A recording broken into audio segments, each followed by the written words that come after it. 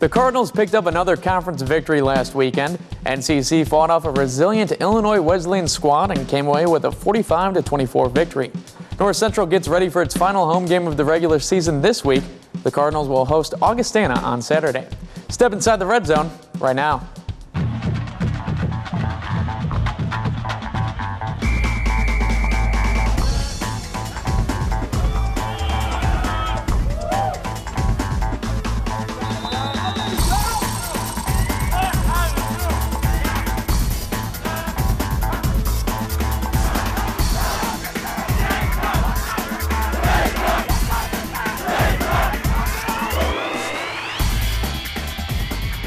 Welcome inside the red zone. I'm Zach Groth. As always, we start the program by introducing North Central College football head coach John Thorne. Nice to have you back, Coach. Thanks, Zach.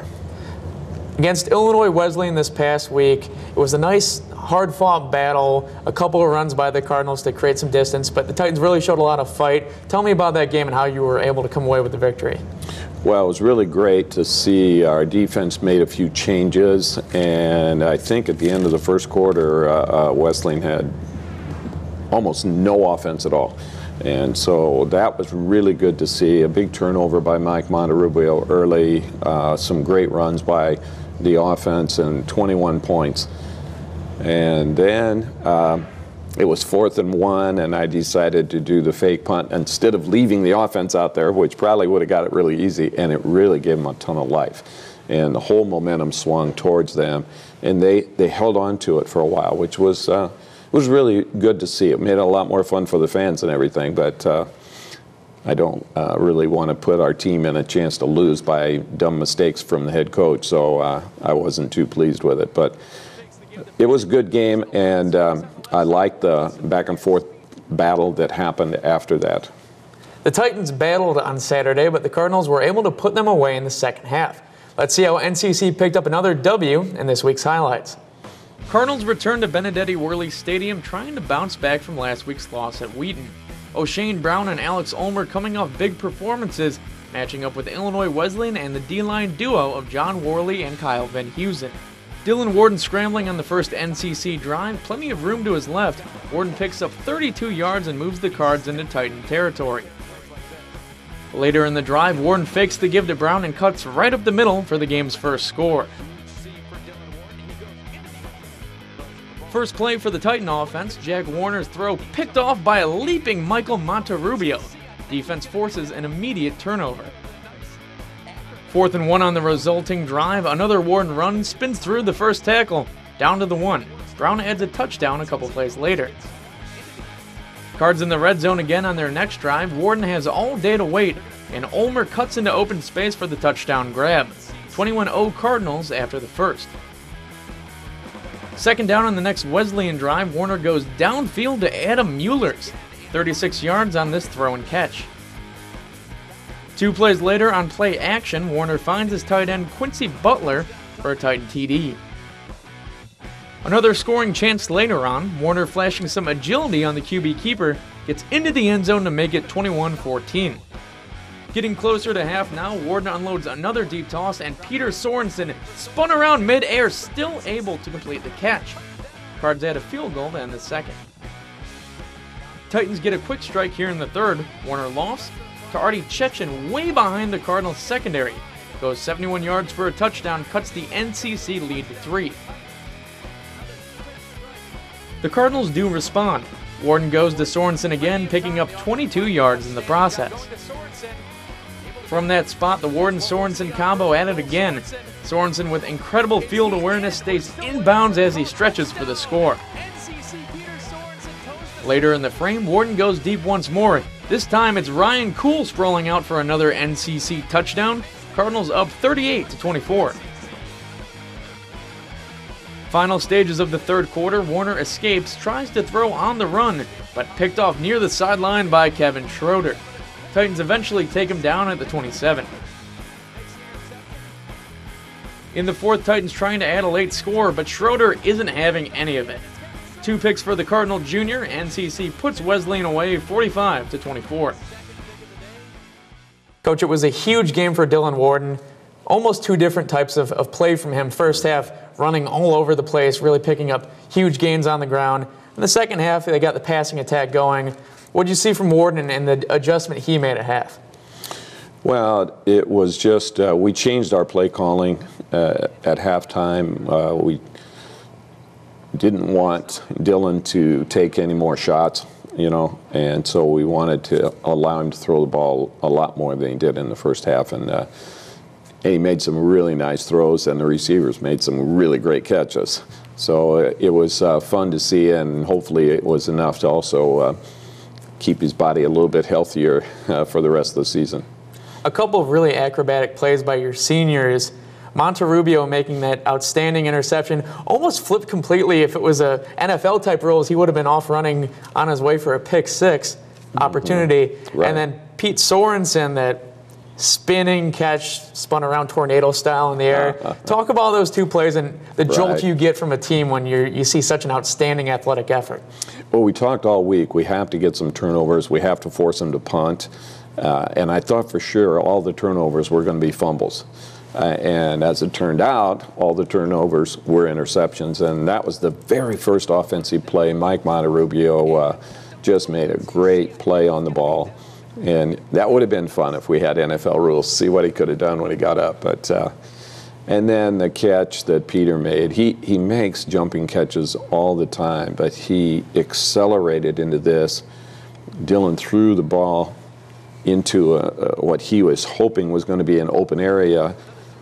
Peter accelerated, and all of a sudden, there are two defensive backs right there. And so he leaps up, high points the ball, gets the catch, but they bump into him, and you're right, he just spun all the way around, landed on the ground, came up, hey, here's the football. So he's been so much fun to watch. His whole career, he's just kept getting better and better and better. That was a really great catch. Another very cool thing on display was John Skokna and his versatility. We normally see him in the return game, sometimes gets involved as a slot receiver in the offense. And now injuries on the defense in the secondary, he steps in and does a great job. Well, that's really our fault as coaches. We didn't read his bio closely enough, I guess, because when he was down in Florida, he did play some defensive back. And he just never really talked about it very much because I think he really wanted to be a receiver. And it would have been good to know because right now we have so many injuries that we've lost a lot of our speed on the defense. In college, you have to have speed. And John can just flat out fly. And he really, just in like 1 week, he picked up so much of what we need the corners to do. So we're hoping he'll have 2 more really fun games before the end of the year. He got 5 tackles. He did a really, really good job. Are you going to try to keep him then on the defensive side from this point on? Yeah, we're going to leave him there and see if he can learn some more this week. On the Wesleyan side, their quarterback, Jack Warner, really put a jolt into their team offensively. How talented is this kid, and what do you think his career is going to be like at that school? Well, anytime you're a starter in a college program at quarterback and you're a freshman, that means you've really got a lot of great gifts, and you've got a lot of skill. And his greatest gift is his mobility. He's extremely quick. He can stop and start. He can buy extra time. He can scramble and make plays. He does a good job reading their option plays and so forth. So he's going to be a handful for the next 3 years, I think, for everybody. After the break, we'll shift our attention to North Central's upcoming battle against Augustana. Stick with us.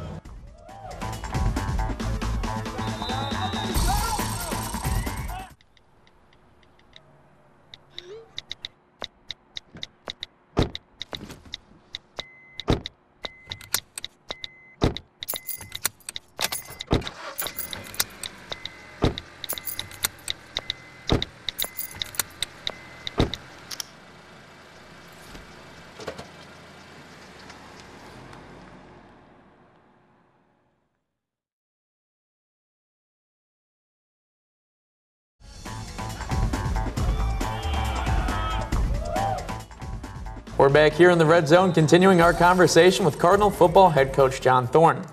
On Saturday, this could be potentially your last game at Benedetti Worley Stadium as a head coach. What is that, just reflecting back, what is that moment going to be like? Well, it's really been enjoyable, Zach. We've had so many great assistant coaches to work with, wonderful, wonderful players, great families, and the college has been so supportive of everything we've tried to do. So there'll be a certain amount of sadness at the end of that. Hopefully it won't be the last one. Maybe somehow we'll sneak into the playoffs and get maybe one more, but we're kind of thinking that this will probably be pretty close to the last one, because even if we go to the playoffs, we may be on the road. Also, senior day, you've been through this plenty of times, but what is it like to send these seniors off and have that ceremony on the field? That's one of the most enjoyable times of the whole season for me. I love having a chance to talk to them and say something to their parents. And then, of course, we have an award ceremony later in the winter, you know, and that's the other time that allows us to finally say goodbye to our seniors. And these guys have been really terrific. We're going to wish the best in the world for all of them, but we're really going to miss them. Senior Day always provides some special moments as the team prepares to send off athletes who've dedicated years of time and effort to the football program. In this week's Cardinal Corner, we catch up with some of the NCC seniors to get their take on the end of their Cardinal careers.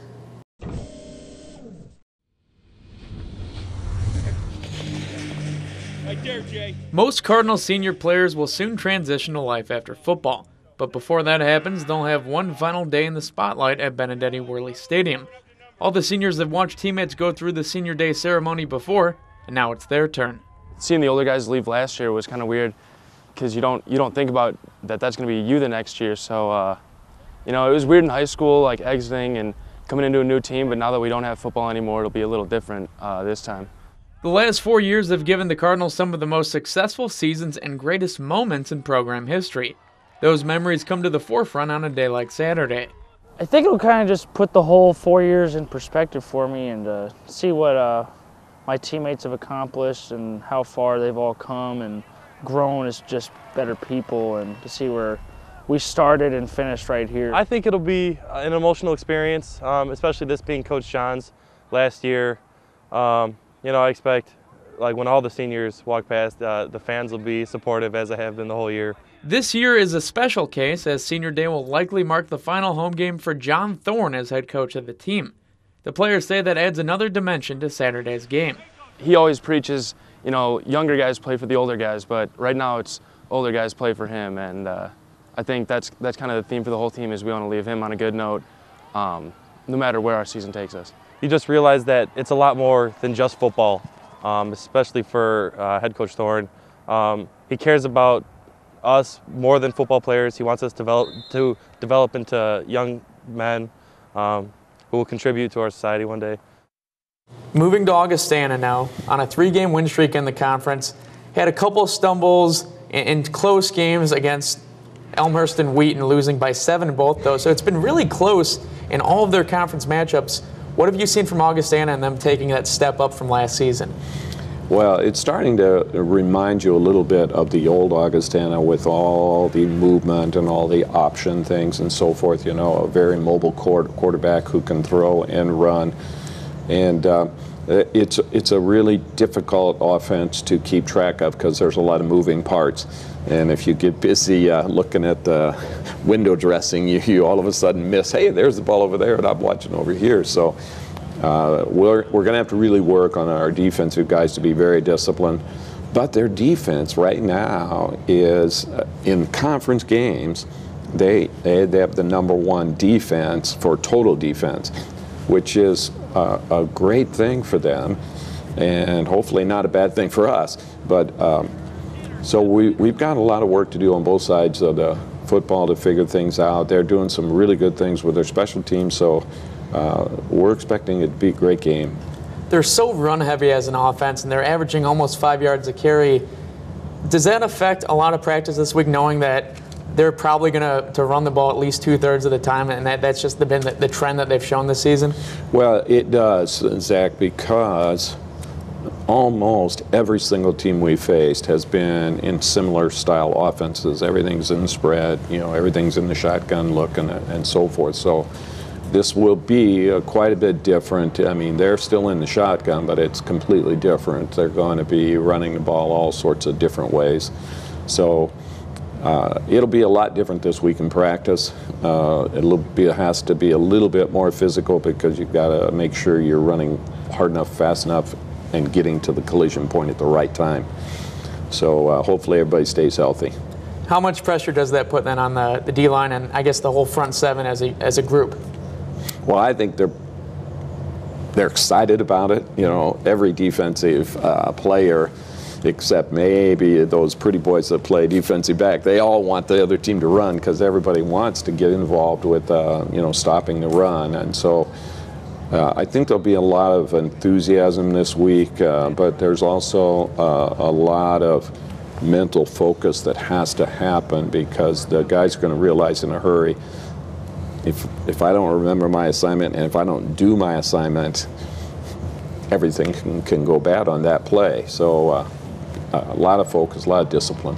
What kind of motivation is there to put a lot of points on the board so you can get some of these seniors into the game that haven't played a lot this year and get them their moment on that final day at home? Well, you have to just wait and see how the game plays out, but obviously we'd love to get every senior. I'll probably put a few seniors on special teams this week that maybe don't play it to make sure they get on the field in some fashion, and they'll probably make a good play. So I'm excited for that. I'm looking forward to seeing it. All right, Coach, we're looking forward to that game on Saturday. Good luck against Augustana. Thanks a lot. Coming up on the Red Zone, two players join us on the set to discuss their expectations for the game coming up on Saturday. Don't go anywhere.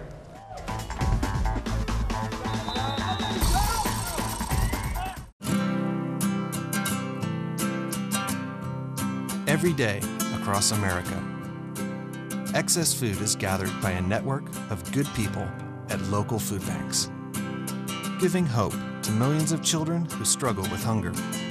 They've earned their wings, and you can too. Together, we can solve child hunger. Support Feeding America and your local food bank at feedingamerica.org.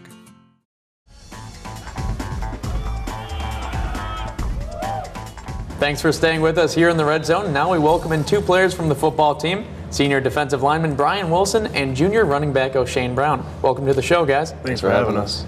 Okay, Oshayne, now back-to-back games with over 100 rushing yards and a score for you. With Ryan Kent out, you've really adjusted well and slotting into that running back number one role. How have you been able to have so much success now that you're getting the major playing time? It's easy. I mean, offensive line. First group of guys that come to mind, I mean, they take care of business. They do what they're told. They play with technique, and they're a physical group. I mean, when we go out to eat, they're the first ones to lead us, and they lead us onto the field. So, I mean, all my success is based off of them. I mean, any running back could do that when you have such an offensive line. And Brian, in that last game against the Titans, you held them to 73 yards rushing total, an average of just over 3. Why were you so successful in stopping the run, and how valuable is that going into a team this week that is also really run heavy? Yeah, we switched up our defense a little bit. We were shooting a couple more gaps than we normally do instead of just playing our gap. And we really just gave them opportunities. The ball was there, and we just hit it. We were able to get a couple tackles for a loss, which is good. And then, they had a couple big runs, but I think, just in general, we were able to stop them. As with Augustana, it's a triple or wing T option or offense that, you just got to play disciplined with. So, the ball's in front of you, tackle it. If it's not there, you still got to find the ball. And, I think we'll be able to do that. Staying with the game last week, in the win over Wesleyan, the offense shifted drastically at halftime, especially with the approach of quarterback Dylan Warden. In this week's What's the Word, we speak with Warden and a couple other Cardinals about that adjustment. Halftime, coach got on me pretty hard. He's saying you got to make your reads, you got to hit receivers, you got to get the ball going. You can't just run every play. I agree. I don't want to be a selfish player out there. I want to get the ball to these good receivers. So that was my goal for the second half. To get the ball to these receivers, get them in space because we have really, really good receivers who can make moves like they showed in the second half. When you're able to run the ball, they're going to play down and they're going to be aggressive to the run. And then you're able to get Pete and guys behind the linebackers on digs and stuff. Alex Homer had a couple too, and really good play calling by coach there. I think Dylan just needed a little bit of time to get his feet under him, and he was, once he got comfortable back there in the pocket, he just took his time and he found open receivers. It makes it a lot easier when you got Pete Sorensen and Ryan Kuhl and Alex Homer and DeMarco Tillman, some of those guys who can go up and get the ball. And I think it was just a little bit of time. Took him a little bit of time to get comfortable back there, but you could tell once he's comfortable, he's a great player. Oshayne, what did you see in that change at halftime and the passing attack really coming out on fire coming out of the halftime break? Phil Warden or Dylan Warden, what you guys know him as, but the kid's just dynamic. You saw in the first half what he could do with his legs, power reads and just scrambling with the ball. He was making it happen. But coming down in the second half, you also, which a lot of people I thought didn't really know, you saw the strength of his arm. And he's definitely a kid who's going to have a lot of success in the future. One of my close friends. And, he's fantastic on and off the field. So we got Senior Day coming up now. We already touched on it a little bit, but Brian, I'd love your take on this. What do you think that moment's going to be like, having seen past Senior Days and seen the reaction that other players have had? Yeah, it's going to be a special day. We got about 20 seniors on the team that, most of them have stuck out the 4 years. It's coming in freshmen, we probably had about 40 or 50 guys. And, to get weeded out to the 20, I'm really excited for it. Hopefully every single one of them gets to go in. It's going to be a big atmosphere. It's going to be a big day. It's going to be Augustana. It's one of our rivals. It's going to be just a fun game. And, it's Coach Thorne's probably his last home game, so we've got to send him out on the right note. Shane, that game against Augustana coming up, they're a team this year that's really played to the level of their competition. All of their games in the CCIW have been close. Even their 2 losses to Elmhurst and to Wheaton have only been by a touchdown. How do you beat a team like that that really it's kind of up and down in their playing style? I think we've been doing a good job of just coming in each week with the mentality of fight, regardless of who the opponent is. Teams such as North Park, you can't take them easily, so we know what Augie could do. In the previous years, they've always come into the game and try to just hit us in the mouth. So, we're just going to prepare like every other week and just take it step by step, try to get better in one thing every day. So, I think it will be a fun one to see on Saturday. As a running back, what kind of respect do you have for an offense that runs the ball almost 70% of the time? Oh, man. We kind of had the same offense in high school, running the wing T, so I'm very familiar with that. That's just a grind and tear kind of offense, and that kind of shows what kind of team that they are when you're running the ball 70% of the time. That just shows the aggressive standpoint that they have, and it's going to be a battle. So it'll be fun to go out there on Saturday and perform. Brian, I have to think that the seniors are, especially on the D-line, are going to be really important against an offense that runs so much but also uses deception a lot. What do you have to send message-wise to the other players on your defense to stay focused the whole game? It's just that. Stay focused. Stay disciplined. I don't know how exactly we're going to attack them, but I know we're going to attack them how we normally do. We're going to find the ball and we're going to hit it. And exactly like you said, just stay focused, find the ball. Brian, what have you enjoyed most about playing at Benedetti Worley Stadium and that environment in downtown Naperville, just day in and day out? No, and that's exactly it. The environment. It's unmatched. Everywhere we go, the stadium is nothing like it. The fans are nothing like it. It's awesome to go out to a game and see 6,000 or 7,000 people in the stands cheering for you guys. And, it's just unmatched. The downtown Naperville, you can't beat it. It's like I said, it's a mini Chicago. So, it's just been an awesome experience these past 4 years. I'm not going to forget anything of it. And just the stadium, the atmosphere is awesome. I want to thank you both for stopping by today. Good luck on Saturday. Appreciate it. Thank you. When we return, we'll welcome in North Central College Sports Information Director Clark Tuscher, and he'll let us know about a very successful weekend for the NCC cross-country teams. We'll be right back.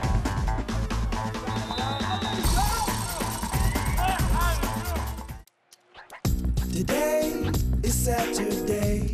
60 minutes of physical activity a day and eating well can help get your child healthy. Get ideas, get involved, get going at letsmove.gov. That's letsmove.gov.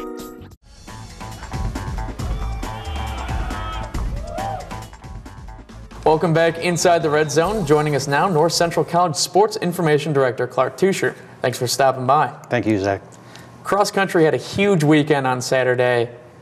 Both teams came away with CCIW championships. Let's start with the women's team, not as heavily favored as the men were. Be able to knock off Wheaton, another ranked team, and get the victory. How impressive was that? Well, from a team perspective, it certainly was very much so. They had 5 of the top 9 finishers, and for a team that only had 2 seniors on it coming in, everybody in that top 5 had competed in last year's meet and had a sense of the atmosphere and the strategy and how it was going to play out. And they really committed to running as a team and getting to the front early, and it paid off for them. Now, Megan Costanzo usually, when she has run, has been at the top of the field for NCC. This time it was Nora Ferguson. Was that by design? I think in terms of Megan coming off an injury, probably was opting for a pretty conservative approach and trying to run with some of her other teammates. It probably wasn't, she was in a walking boot, a few days earlier. Probably wasn't the time to really go out there and bust it and try to win an individual title, knowing that the effort to do so might compromise what their goals were as a team. So I think a more conservative approach was certainly something that was advisable. Probably was something they talked about with the coaching staff as in the days prior to the meet, and it ended up working out pretty well for them. I think the team's depth was really on display. Just looking at them and Wheaton battling for those top 7 spots. How important is that as you move forward into the more difficult races coming up? Well, the regional and national meets are very large meets, and there's a lot of teams and a lot of flying elbows and a lot of people getting in the way, and to be able to cut down the amount of distance, a 5-second difference from one runner to the next could mean upwards of 50 points, in a large meet like a national championship. So. To be able to keep that distance down, that's always something that coaches of all teams try to minimize as much as possible. And to be able to have it to only be 15 seconds or so is pretty remarkable heading into a postseason environment. In the men's championship on the CCIW championship on the men's side, dominating performance again. I think it's something that we expect at this point, but the gravity of that 41 straight conference championships, and the team looks very poised to make a serious run at nationals again. How good are they this year? Well, I think we're still waiting to find out. That's something that Coach Carius wonders from time to time, and in a sense, we really don't find out until after the season is over. They went into the conference meet as they always do with the goal of winning it and having the whole team there to share in that experience, and certainly had no problem in doing that. They were able to get through that healthy, and they've got everybody that they're going to need available for the regional meet, in good working order. So I think they accomplished all the goals that they had for themselves. And Al says it every year. Every season is different, every team is different. So for that particular group, it's a streak of 1, and he says that. That's the thing that for him is really the thing that keeps it just a special year after year after year. Well, Clark, we'll see you this weekend. Thanks for stopping by this week on the Red Zone. Absolutely. That wraps up this week's edition of the Red Zone. This Saturday, the Cardinals will play Augustana, kickoff scheduled at 1 p.m. We'll have a live broadcast of that game right here on NCTV 17 and NCTV17.com. We hope you join us again on game day. Thanks for stepping inside the Red Zone. I'm Zach Groth. We'll see you again next week.